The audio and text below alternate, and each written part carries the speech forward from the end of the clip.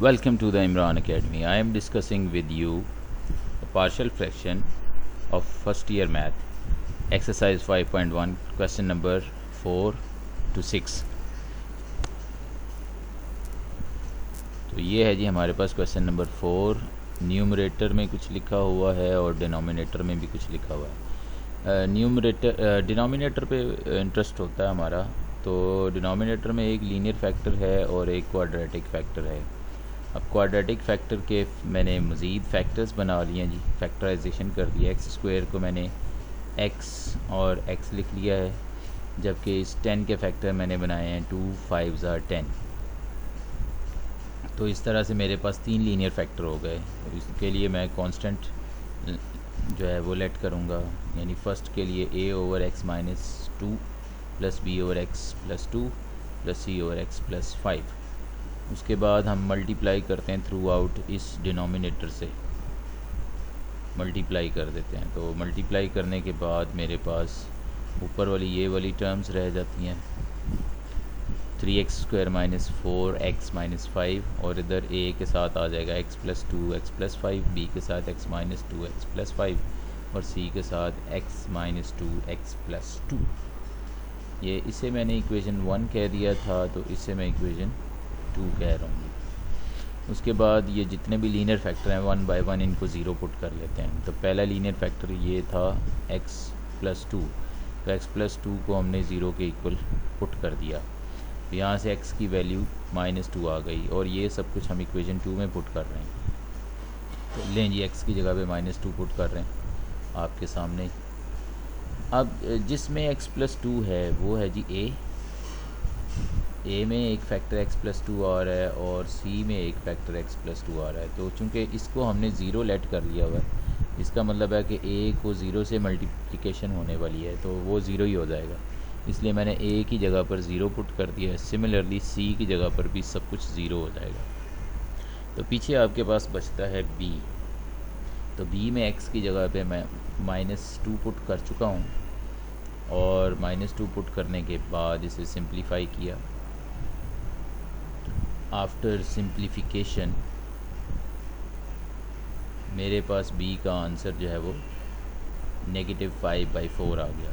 अब मैं again equation 2 मैंने लिखी है, और अगला लीनियर फैक्टर था x प्लस 5। तो अब मैं x प्लस 5 को ज़ीरो के इक्वल पुट कर रहा हूँ, तो यहाँ से x की वैल्यू नेगेटिव 5 मेरे पास आ गई, और ये सब कुछ इक्वेशन 2 में हो रहा है। तो x की जगह पे नेगेटिव 5 मैंने पुट कर दिया इस अबव इक्वेशन में। तो अब क्लियरली आप देख सकते हैं कि ये a में एक फैक्टर ऐसा है कि जो x प्लस 5 है। तो x प्लस 5 को तो मैं पहले ही ज़ीरो पुट कर चुका हूँ, लिहाजा ये a सारा ज़ीरो हो जाएगा। सिमिलरली ये b में भी x प्लस 5 आ रहा है, तो b वाला फैक्टर भी सारा ज़ीरो हो जाएगा।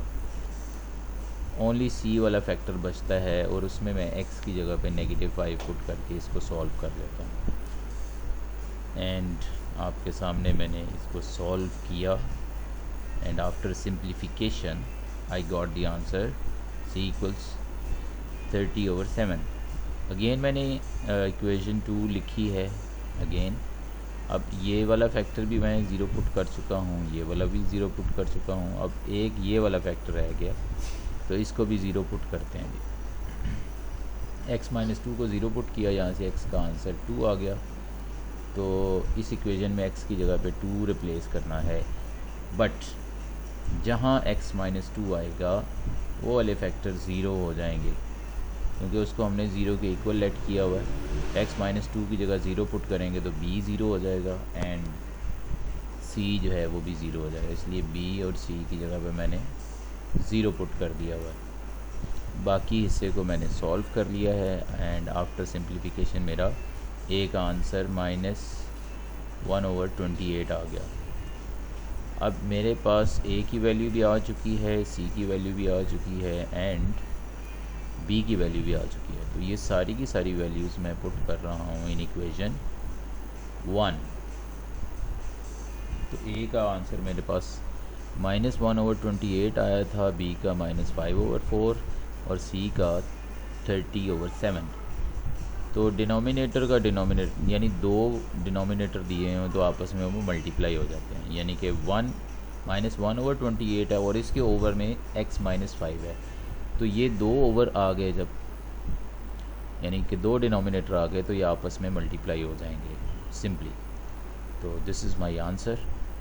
सिमिलरली ये है क्वेश्चन 5।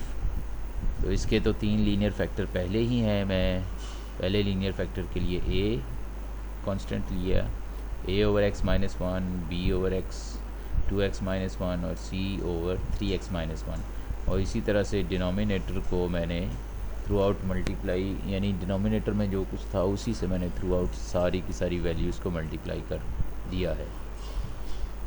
यहाँ से सिर्फ 1 हमारे पास रह जाएगा और इधर x-1 के अलावा बाकी सारे फैक्टर आ जाएंगे a के साथ, और b के साथ 2x-1 के अलावा सारे फैक्टर आ जाएंगे, और c के साथ 3x-1 के अलावा सारे फैक्टर आ जाएंगे। इसमें भी हमने 1 बाय 1 जो है वो पुट करने हैं लीनियर फैक्टर 0 के। तो पहला लीनियर फैक्टर है 2x-1, इसको 0 लेट किया है और यहाँ से x का आंसर 1/2 आ रहा है। अच्छा जी, अब 2x-1 जो है ये a में आ रहा है तो a 0 हो गया। इसी तरह से 2x-1 जो है वो c के साथ मल्टीप्लाई हो रहा है तो c जो है वो भी 0 हो गया। सिर्फ b वाला फैक्टर रहता है, तो यहाँ पर मैं इस b वाले फैक्टर में x की जगह रिप्लेस कर रहा हूँ 1/2। तो 1/2 रिप्लेस करने के बाद इसे सिंप्लीफाई करते हैं, एंड आफ्टर सिंप्लीफिकेशन हमारे पास b का आंसर -4 आ जाता है। आप भी इसे ट्राई कर सकते हैं। अगेन मैंने इक्वेशन 2 लिखी है, और अगला जो मेरे पास नेक्स्ट लीनियर फैक्टर है वो है 3x-1, तो इसे मैं 0 पुट कर लिया है। अब जिस जिस चीज़ में 3x-1 आ रहा है वो 0 हो जाएंगे, यानी a के साथ ये 3x-1 मल्टीप्लाई हो रहा है तो a 0 हो जाएगा। b जो है उसमें भी 3x-1 आ रहा है तो b वो भी 0 हो गया। ओनली फैक्टर जो आपके पास बचता है वो है c, तो c में x की जगह पे 1/3 पुट कर देंगे, जैसा कि मैंने यहाँ पर कर दिया है। एंड अब आप इसे सिंप्लीफाई कर लें। If you can simplify this one, then आपका c का आंसर 9/2 आ जाता है। अगेन मैंने इक्वेशन 2 दोबारा से लिखी है, और इसमें लास्ट जो मेरा लीनियर फैक्टर रहता था वो था x-1। x-1 मैंने पुट किया है इक्वेशन 2 में, तो जहाँ जहाँ x-1 आएगा वो वाले फैक्टर 0 हो जाएंगे, तो b भी 0 हो जाएगा और c जो है वो भी 0 हो जाएगा, क्योंकि दोनों में x-1 फैक्टर मौजूद है जिसे हम 0 के इक्वल पुट कर चुके हैं। ओनली a बच जाता है, तो a में x की जगह पे 1 पुट कर लें, एंड इसको सिंप्लीफाई किया तो जनाब a का आंसर 1/2 आ गया। अब a b c तीनों की वैल्यू इक्वेशन 1 में पुट कर दी। a की जगह पे 1/2, b की जगह पे -4 और c की जगह पे 9/2। तो बटे का बटा आपस में ज़रब हो जाता है, यानी कि डिनोमिनेटर का डिनोमिनेटर आपस में मल्टीप्लाई हो जाता है, इसीलिए 2 ये नीचे मल्टीप्लाई हो गया है। And this is the answer to our problem. Similarly, let's move to the next problem, which is the last one. ये क्वेश्चन मैंने पहले ही करके आपके लिए रख दिए थे, क्योंकि क्वेश्चन सॉल्व करते करते लेक्चर जो है वो 3 क्वेश्चन भी करें तो आधे घंटे का लेक्चर बन जाता है। तो आई थॉट के why not solve the questions first, then make a lecture of it. चलें जी, इसके 3 लीनियर फैक्टर के लिए a, b और c मैंने उसी तरह से सपोज कर लिया, उसके बाद मल्टीप्लाई कर दिया through out by x minus a, x minus b, x minus c, और ये मेरे पास सेकेंड इक्वेशन बन गई। इसमें अब लीनियर फैक्टर 1 बाय 1 मैं पुट कर रहा हूँ 0। x माइनस b को 0 पुट किया, x का आंसर b आ रहा है।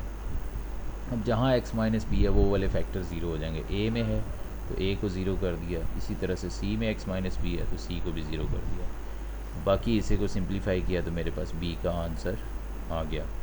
अब नेक्स्ट जो है वो अगला फैक्टर है जी x माइनस सी, इसको मैं 0 के इक्वल पुट करता हूँ तो x का आंसर c आ रहा है। तो x माइनस सी को 0 करूँगा तो a 0 हो जाएगा, b 0 हो जाएगा, तो c का आंसर मेरे पास आ जाएगा। नेक्स्ट x माइनस a को 0 पुट करते हैं तो जहाँ जहाँ x माइनस ए आ रहा है वो वाले फैक्टर ज़ीरो हो जाएंगे, b और c में आ रहा है तो ये दोनों ज़ीरो हो जाएंगे, तो a का आंसर मेरे पास आ गया। अब ये a, b और c की वैल्यूज़ मैं पुट कर रहा हूँ इन इक्वेशन 1। तो ये मैंने a की जगह पे a की वैल्यू पुट कर दी, b की जगह पे b की वैल्यू एंड c की जगह पर c की वैल्यू पुट कर दी और सबको अरेंज करके लिख दिया and it happens to be my answer. और इसी के साथ हमारे 3 क्वेश्चंस जो हैं वो कंप्लीट हो गए। Thanks for watching. अगले लेक्चर में नेक्स्ट 3 क्वेश्चंस करेंगे।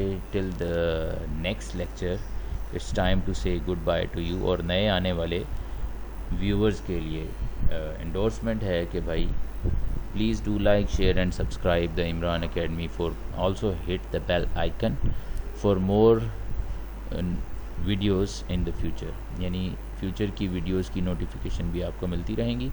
Till the next lecture it's time to say good bye.